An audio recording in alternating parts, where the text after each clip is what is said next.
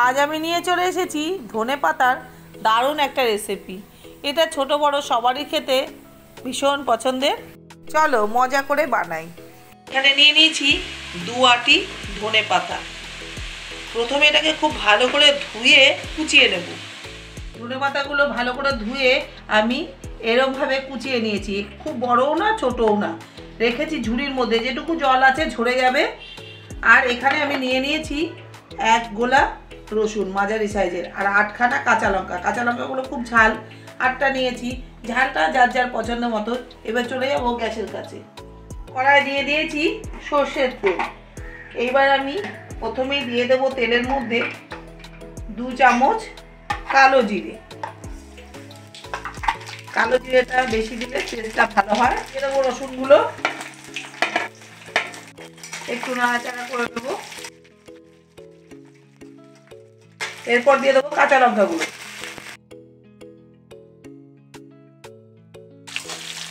কাঁচা লঙ্কা, কালো জিরে আর রসুনের সুন্দর একটা গন্ধ বেরিয়ে গেছে। এরপর আমি দিয়ে দেবো ধনেপাতাগুলো।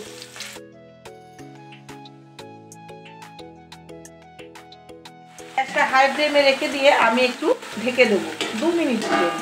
2 মিনিট পর ফিরে এসেছি। এবার ঢাকনাটা আমি খুলে দেবো।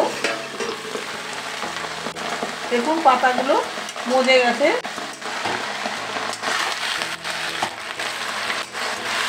যেহেতু আমি জলটা ঝরিয়ে রেখেছিলাম, সেই জন্য বেশি জল বেরোয়নি, দেখতেই পাচ্ছেন। এই পর্যায়ে আমি দিয়ে দেবো স্বাদ মতো নুন। নুন দিলে আর একটু জল বেরোবে। গ্যাসটা কিন্তু আমি হাই ফ্লেমে রেখে দিয়েছি।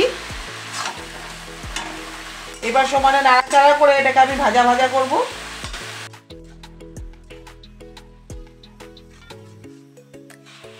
ধনেপাতা যেটুকু জল বেরিয়েছিল দেখুন শুকিয়ে গেছে। এই পর্যায়ে গ্যাসটা আমি একদম লো করে দেব। লো করে দিয়ে আরেকটু আমি ভাজা ভাজা করব, তাতে টেস্টটা খুব ভালো হবে। 2 থেকে 3 মিনিট আমি একটু লো ফ্লেমে করে দিয়ে ভাজা ভাজা করব। নাহলে এরপরে হাই ফ্লেমে থাকলে পাতাটা পুড়ে উঠবে। লো ফ্লেমে থাকলে খুব সুন্দর একটা মজে যাবে, আর সেন্টটাও খুব ভালো আসবে। এই জন্য গ্যাসটা আমি 2 থেকে 3 মিনিট লো ফ্লেমে রেখে দেবো। ধনেপাতাটা আমার একদম ভাজা ভাজা হয়ে গেছে, দেখতেই পাচ্ছেন।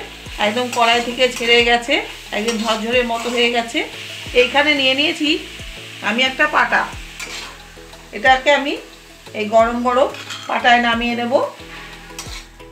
এবার ধনেপাতাটা আমি একটু ঠান্ডা হলে, এত গরম তো বাটতে পারবো না, একটু ঠান্ডা হলে উষ্ণ উষ্ণ গরম থাকতেই বেটে নেব। তাতে বাটাটাও খুব ভালো হবে আর খুব তাড়াতাড়ি হয়ে যায়।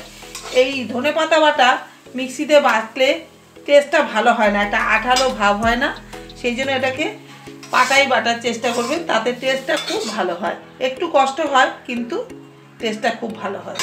নামিয়ে নিয়ে এখানে আমি একটা শুকনো লঙ্কা পুড়ে নিলাম। এটা আমি সাইডে রেখে দেবো।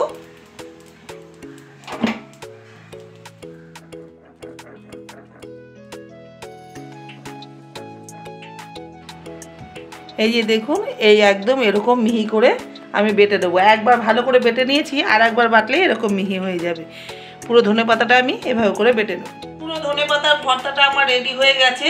এরকম মিহি করে বেটে নিয়েছি। এই যে শুকনো লঙ্কাটা পুড়িয়ে রেখেছিলাম, এটা আমি এর ওপর দিয়ে দিলাম। যখন খাবো তখন এটা ভাতের সঙ্গে ডলে নিলে খেলে দারুণ সুন্দর লাগে খেতে, হেভি টেস্টি। আপনারা চাইলে রসুনটা স্কিপ করতে পারেন, কিন্তু রসুন দিয়ে খেলে ওটা একটা অন্য ধরনের টেস্ট হয়। মুখে যাদের স্বাদ নেই, এভাবে বেটে খেলে দারুণ লাগে খেতে, মুখেও স্বাদ হয়। আমার মতো করে বানিয়ে খেয়ে দেখবেন, খুব ভালো লাগবে। আর খেয়ে আমায় জানাবেন কেমন লাগবে। ধনেপাতার ভর্তার ভিডিওটা এখানে আমি শেষ করলাম।